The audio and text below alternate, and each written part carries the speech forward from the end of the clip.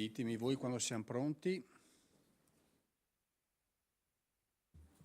Un buongiorno a tutti. È per me un onore aprire questa conferenza stampa e rivolgere intanto un sentito ringraziamento all'amico e collega Luciano Sandanà, promotore instancabile di iniziative che sanno unire la nostra terra a orizzonti internazionali e che oggi ci conduce a un appuntamento dal valore simbolico e culturale straordinario. La presentazione di questo progetto audiovisivo promosso dall'Istituto Italiano di Cultura di Pechino e dall'Ambasciata Italiana in Cina rappresenta non soltanto un'occasione di confronto e di conoscenza, ma anche un ponte ideale tra civiltà, linguaggi, creatività. Italia-Cina, un viaggio creativo su Marco Polo, non è soltanto un titolo evocativo, è un richiamo alle radici profonde di Venezia e del Veneto, che attraverso la figura di Marco Polo hanno saputo aprire nuove strade, non solo di commercio e di esplorazione, ma anche di dialogo tra culture lontane. La storia di Marco Polo ci insegna che la vera forza dell'uomo non risiede nella chiusura, ma nella capacità di attraversare confini e abbattere barriere. Quando il giovane mercante veneziano partì verso l'ignoto, portava con sé non solo merci, ma la curiosità, la sete di conoscenza, lo stupore di chi vuol scoprire l'altro. Quei racconti nel milione sono diventati un patrimonio universale che ancora oggi ci parla di coraggio, di visione e di apertura al mondo. L'atteggiamento con cui Marco Polo guardò ai popoli che conobbe fu di apertura alla multicultura e di curiosità perpetua, lasciandoci in eredità una lezione importantissima, in particolare in un momento storico come quello contemporaneo che vede alzarsi barriere tra popoli e culture. Oggi, a secoli di distanza, la sua eredità torna a vivere in nuove forme espressive, a ricordarci che l'identità veneta è fatta di radici salde, ma anche di sguardo ampio, capace di misurarsi con l'infinito. In un tempo come il nostro, in cui la globalizzazione rischia di essere talvolta appiattita e appiattire le identità, il racconto del viaggio di Marco Polo, la sua reinterpretazione attraverso l'arte audiovisiva diventano strumenti preziosi per ritrovare il senso autentico dell'incontro e dello scambio.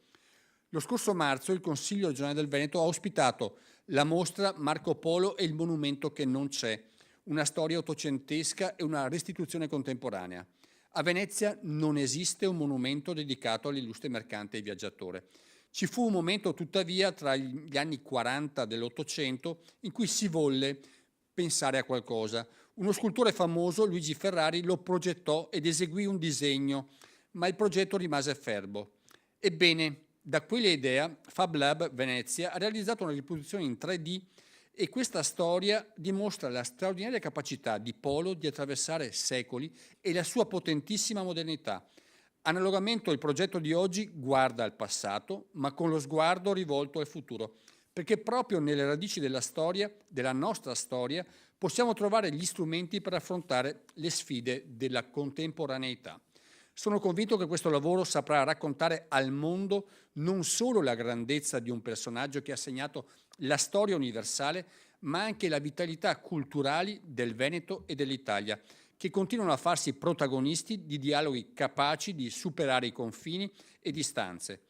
Con gratitudine rinnovo il ringraziamento appunto a chi ha reso possibile questa iniziativa e a chi con passione ed dedizione continua a coltivare i valori del confronto, della collaborazione internazionale e del dialogo fra i popoli. Grazie e buon lavoro a tutti.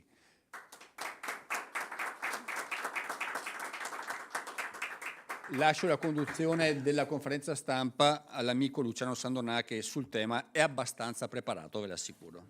Vai Luciano.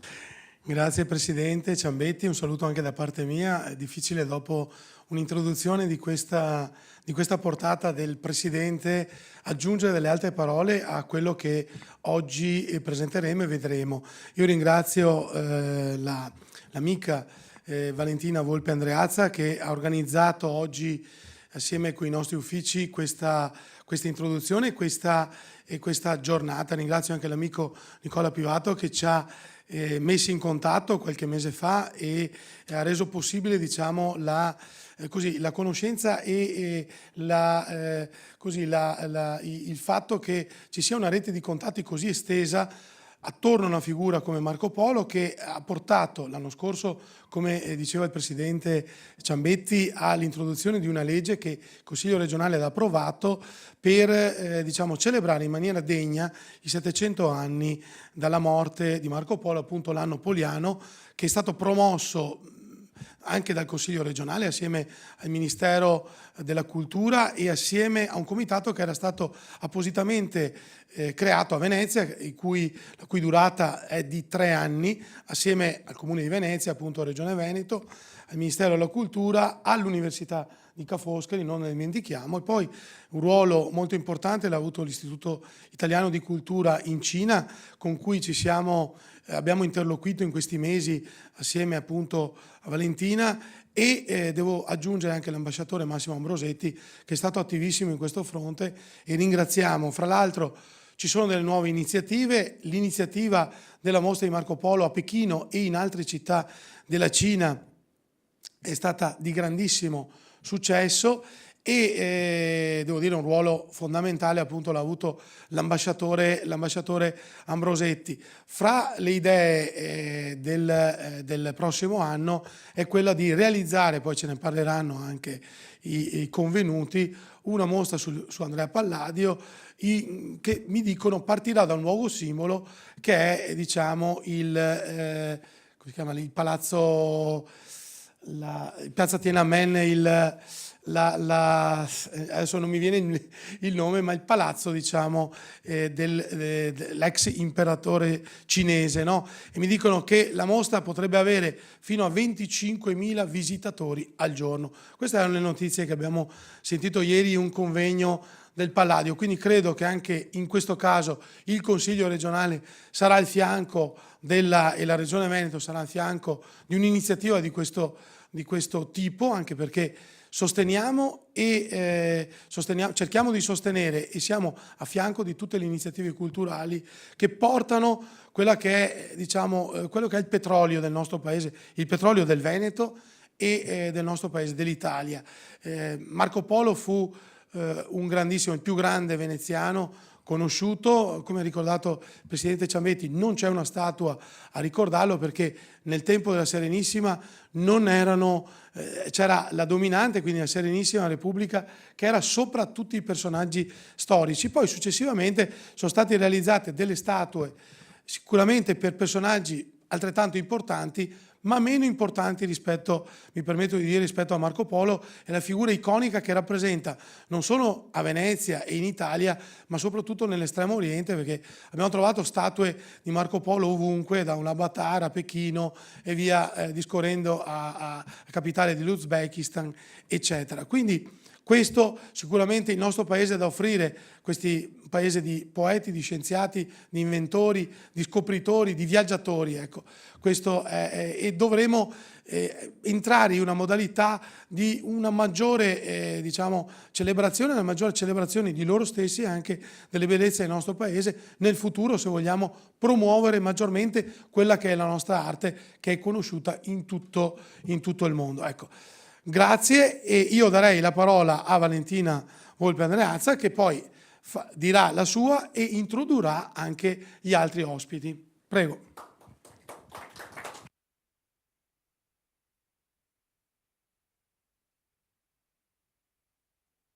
Ho acceso adesso, grazie. Grazie al Presidente Roberto Ciambetti, Presidente del Consiglio regionale del Veneto, e grazie tantissimo a Luciano Sandonà, Presidente della prima commissione del Consiglio regionale del Veneto, per questa ospitalità importantissima, in questa veramente occasione per celebrare Marco Polo sui 700 anni, in questa sede stupenda, nella vostra sala stampa.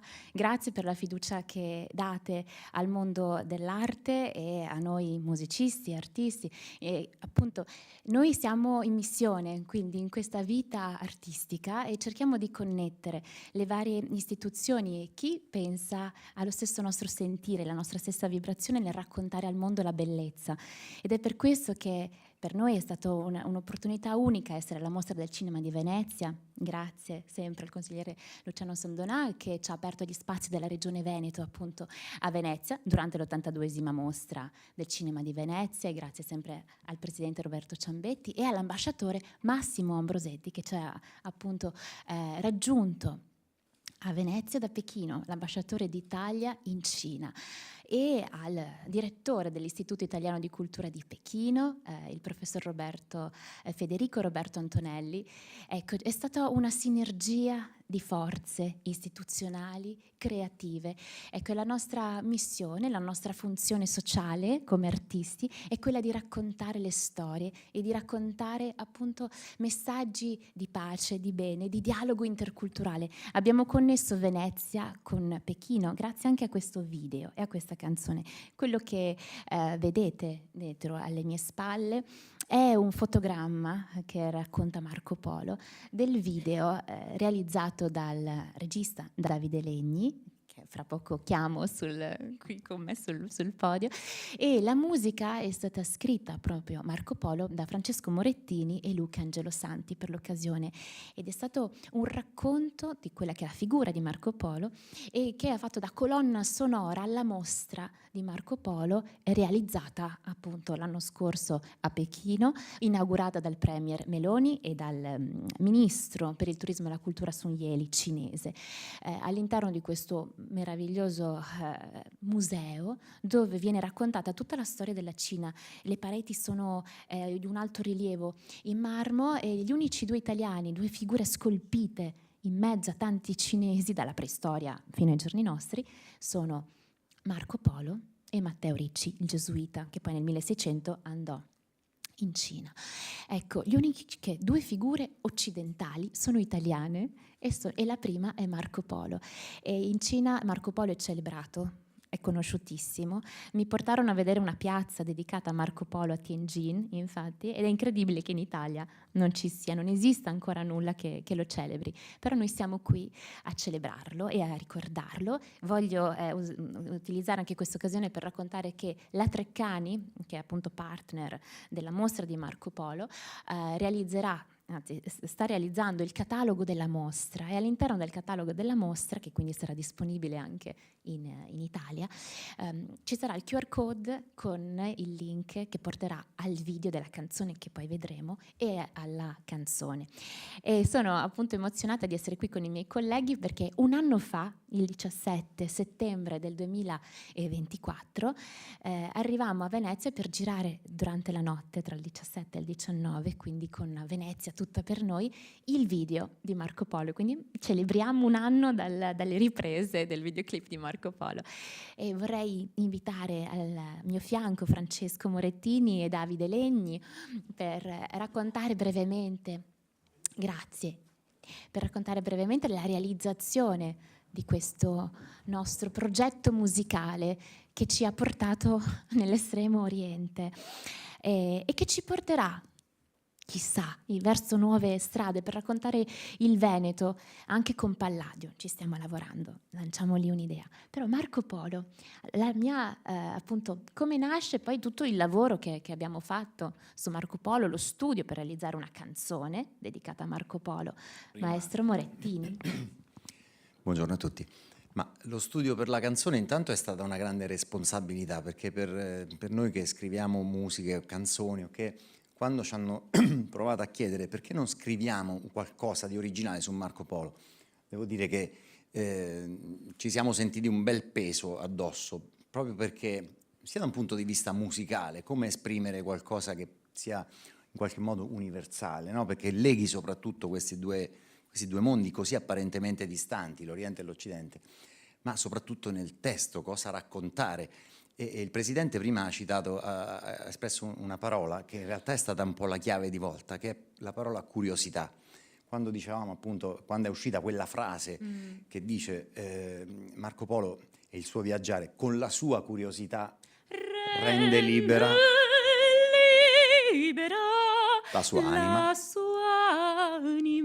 Esatto, abbiamo un po' scavato dentro questo concetto e da lì abbiamo tirato fuori probabilmente un racconto di una persona straordinaria, però di una persona, e quello forse è stata un po' la chiave di volta che ci ha spinto poi a costruire quella canzone. Poi la vocalità di Valentina è stato il naturale e forse il più alto compimento di quest'opera. Grazie Francesco Marettini. E il sogno ci ha portato a Venezia a girare diretti da Davide Legni.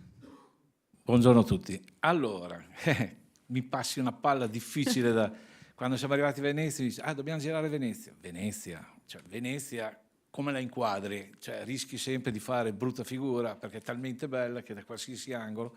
Allora, cauti, ci siamo organizzati a portare in giro queste immagini che raccontano il Marco Polo, che poi abbiamo studiato di non farlo mai vedere, perché lui nella sua vita era uno che viaggiava, un viaggiatore, manco si vede, viaggia e non si vede, quindi l'idea è stata di riuscire a mettere una figura di Marco Polo sfuggente, uno che per Venezia, fra le ombre della notte e del giorno, cavalca la città e segue un pochettino l'andamento della vita e del viaggio che ognuno di noi ha poi dentro.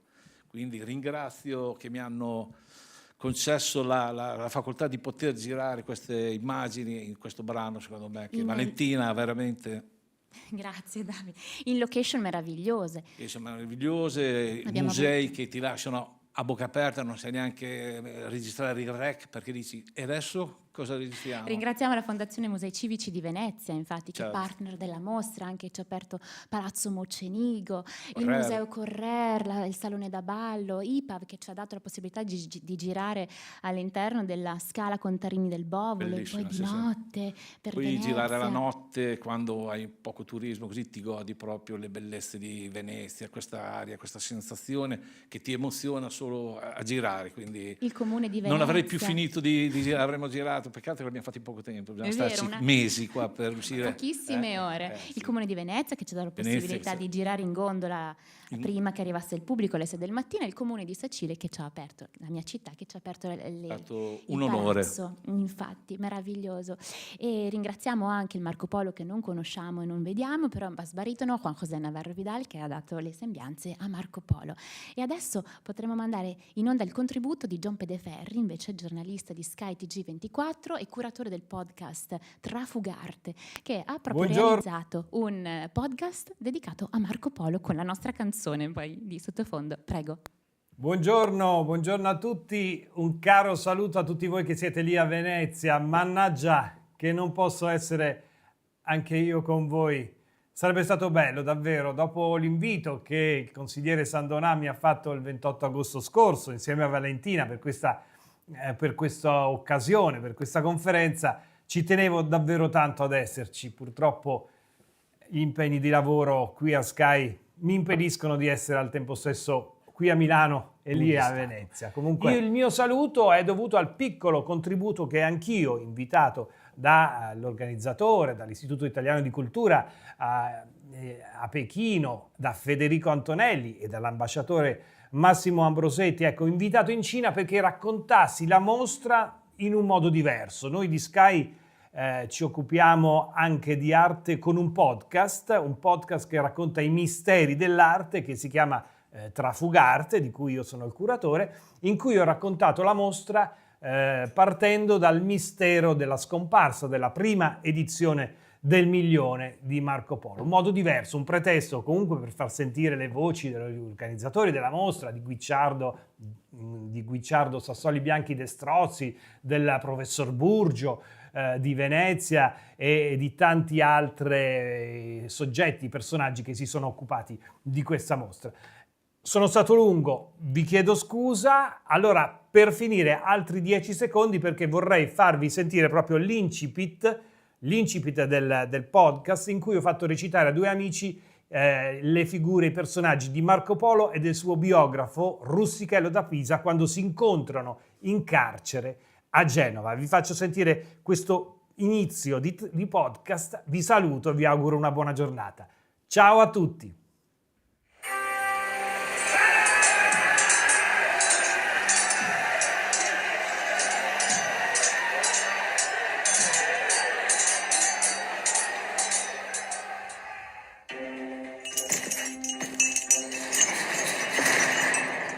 Rustichello, dai il benvenuto al tuo nuovo compagno di cella. E chi è? Come si chiama? È un mestiere importante, un gran viaggiatore. Si chiama Marco Polo. 2 uomini insieme, in prigione. Uno ricorda, l'altro scrive. Un testo che diventerà il faro di cui seguire la luce per scoprire nuove terre, nuovi mondi. Perché il mondo è molto più grande di quello che si pensava. Io sono John Pereferri e questa è la storia del milione perduto di Marco Polo.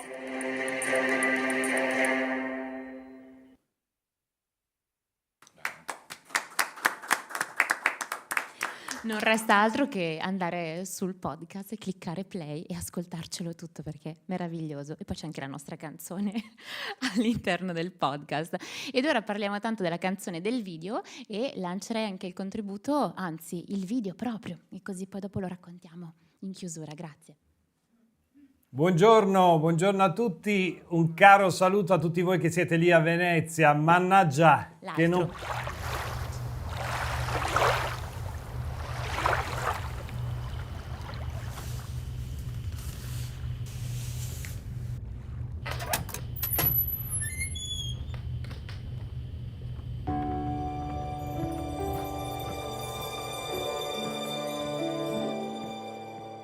La bellezza unica di una terra